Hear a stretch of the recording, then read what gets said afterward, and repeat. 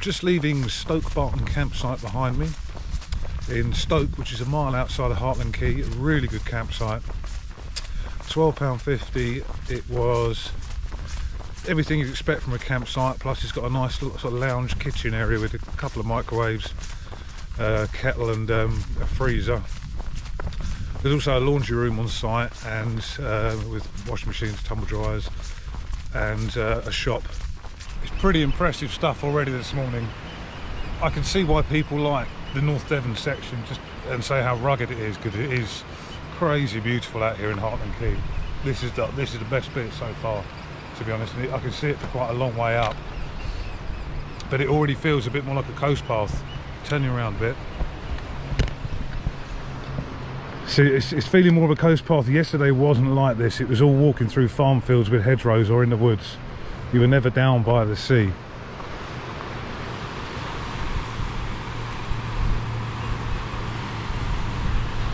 But it's just you can see just enormous great lumps of rock the size of garden sheds have just come down off these cliffs.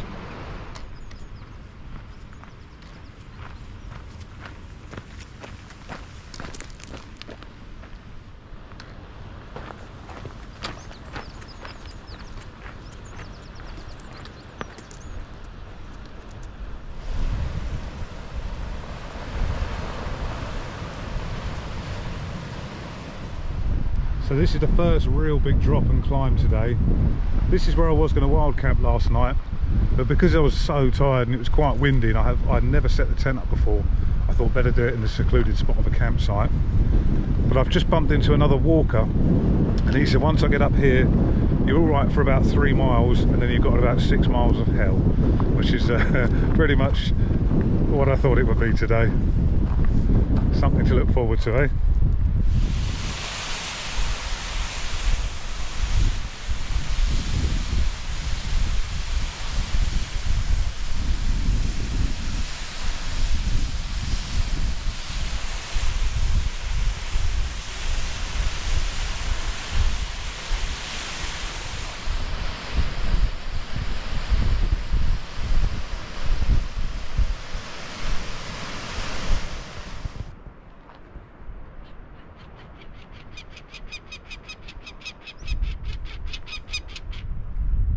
I don't know if you can see this, but you'll probably hear it.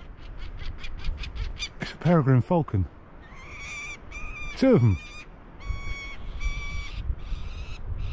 I'm sure that's a peregrine. 3 of them.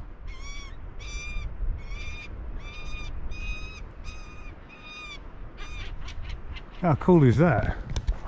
There's actually 2 more up there. I'm sure you can hear them if you can't see them. That's brilliant. I've never seen one in the wild before.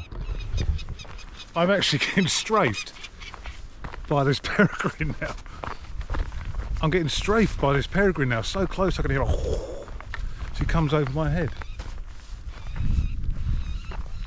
You get to tick off some bucket list wildlife when you're hiking. Some of you may laugh at this. God, they're noisy things. Some of you may laugh at this because you live in places you see these things all the time.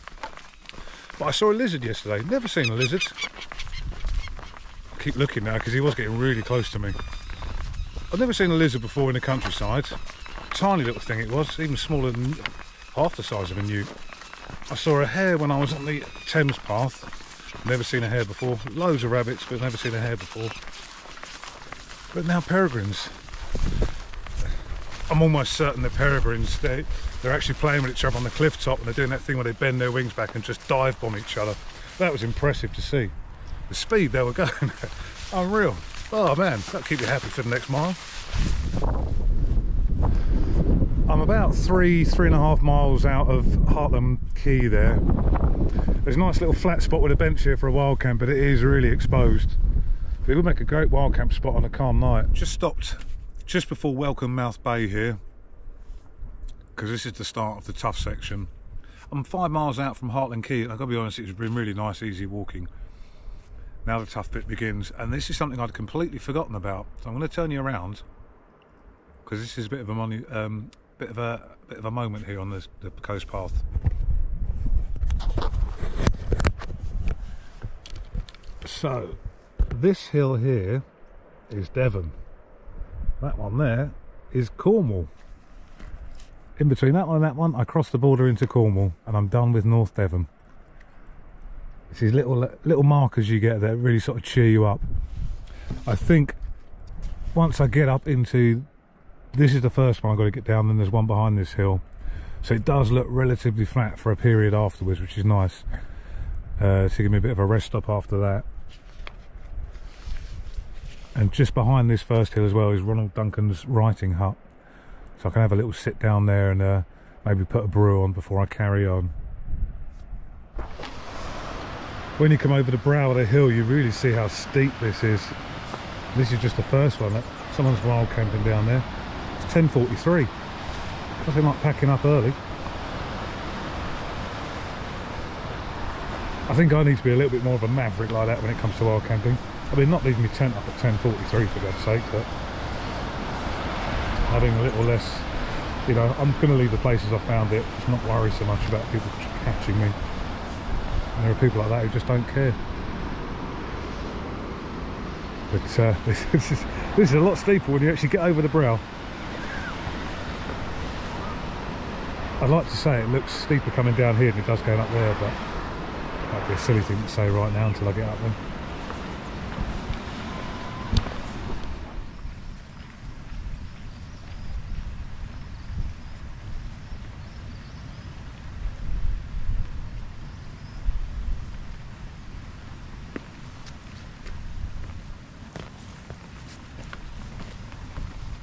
That's the first coombe done with. To give you an idea of how steep that one was, the only hill in the whole of North Devon, because I'm literally going to come into Cornwall now, that's made me stop more than once, was the hill in Lynmouth and Linton.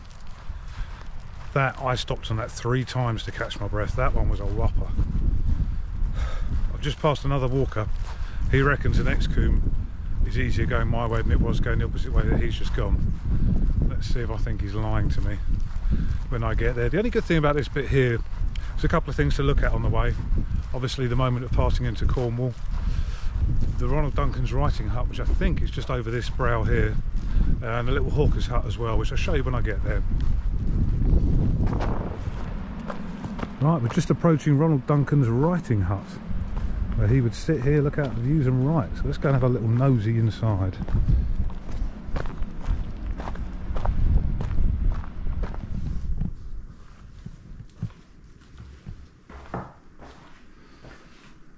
So certainly a view that's going to inspire you to write something, isn't it?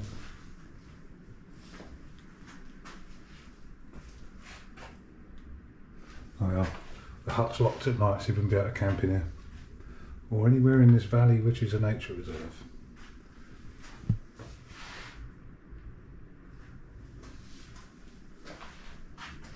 Doesn't look like many flat spots out there you would camp. There you go, Ronald Duncan's writing hut. Close the door.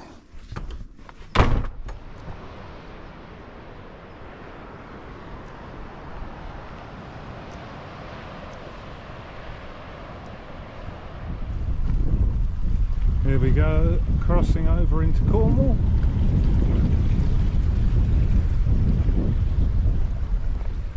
There it is. Cornwall, baby. Lovely little river running through this valley. Take you back over the bridge, back into Devon. I'll show you there.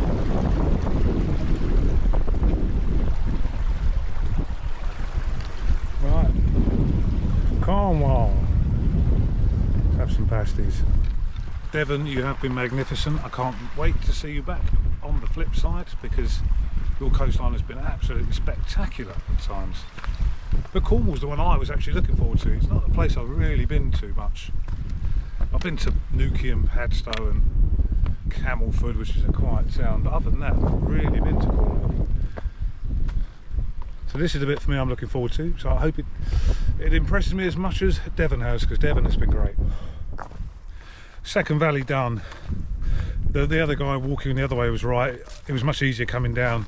Coming up wasn't so bad. It was just like a long meandering steep hill walk, whereas the first valley was just almost a hard bash directly from bottom to top. But it's very overgrown back there, and a couple of bloody cyclists came down. There's literally, I'm thinking there's enough room to walk down here now. I've got to stand in the ferns and the stinging nettles to let them pass, which is bad timing that really. But they must have balls of steel though, because there was a couple of real vertical drops down there. I'd never have done that. But that's 2 down. I think there might be another one just ahead, but after that I get a reprieve for a while. We'll see. I could do a bit of flat land for now. Yep, there is a third one almost straight away, but this one looks like a baby in comparison. So that's the third valley done. In itself it wasn't that bad. There's far worse further back, but 3 one after the other, that's tough walking. I'm just coming into Morwenstow, well, nearer Morwenstow now. There's still a few more of these valleys to go. I've just seen the next one, looks like another pain.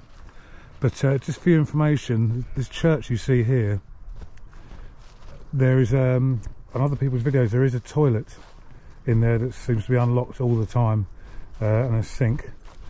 So if you need the lure just to fill up your water bottles, you can. There is a footpath just along the hedge line, straight to that church. Just got to Hawker's Hut, so we're going to have a little look. Just looked at the time. Normally I walk at a pace of, on average, 2 to 3 miles an hour. On the Thames path, when it was just a completely flat trail, it was almost 3 to 4 miles an hour. I'm managing 1 mile an hour on average today now, because of these valleys. I've lost count how many I've been down now. I think it's 6, but 1 mile an hour is the speed I'm making today. Right, Hawker's Hut. This belongs to the priest of Morwenstow, I believe, and is the National Trust's smallest property.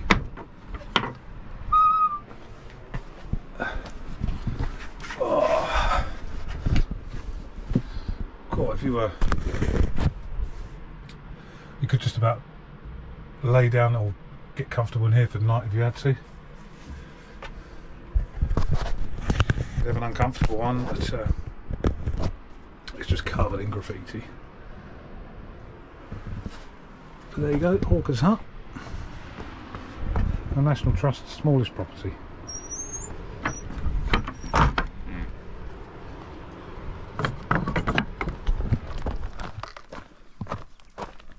I'm losing count of valleys now, but I know just beyond the ridge there is a little lookout station where I'm going to sit and have some lunch out of the wind. So this is getting really tough today. It's a good job the weather's cool. I would not want to do this with the weather in the 20s. I've got an old lookout shelter here.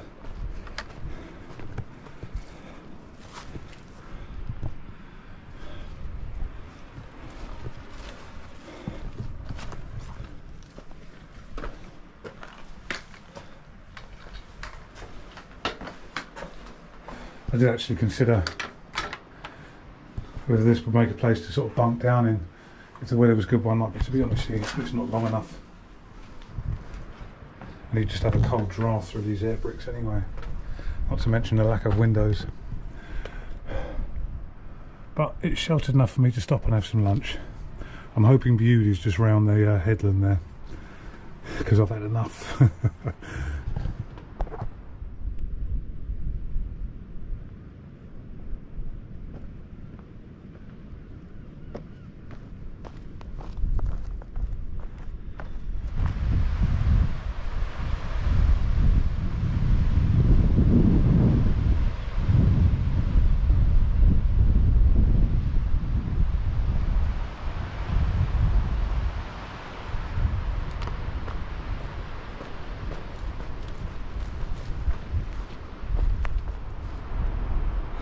Once more into the breach, dear friend.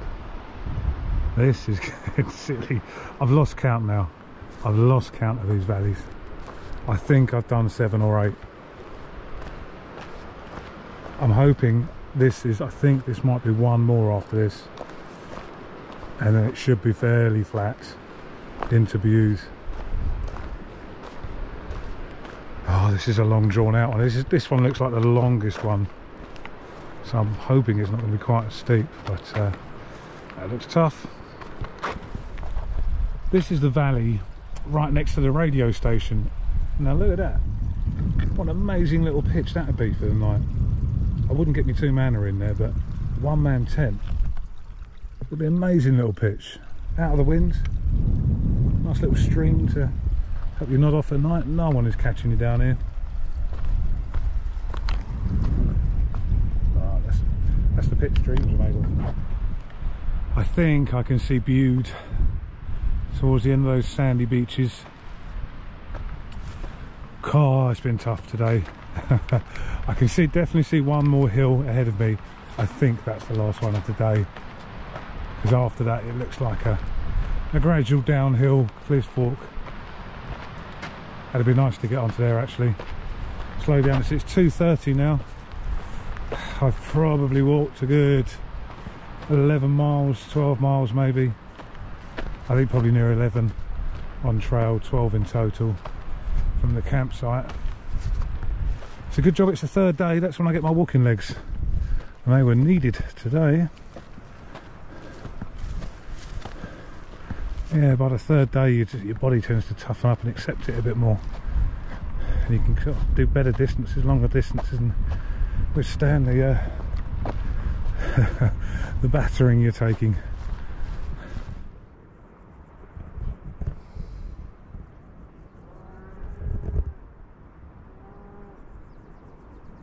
I think this makes 9 of these in 10 miles. Last video of the day, because I'm the last mile into Bude now. Sainsbury's is just there, that's what I'm aiming for. And then find a pub, find a campsite, have some dinner, fall asleep. I think tonight I'm just going to get an early night and get an early start tomorrow. Today has been brutal. The guy at the start who told me it's 6 miles of hell, to be honest, most way through the day I thought he's really exaggerating. It's tough, but I've got to be honest, now I'm at the end of it. I'm kind of, today I think it was about 15 miles of trail. That's the lowest amount of mileage I've ever walked on a full day's walking on a trail. But it's been absolutely the hardest day's walking I've ever done in my life. Hartland Quay to Bude is brutal, so don't underestimate this part when you do it. I think the only thing that's really been on my side today is the weather.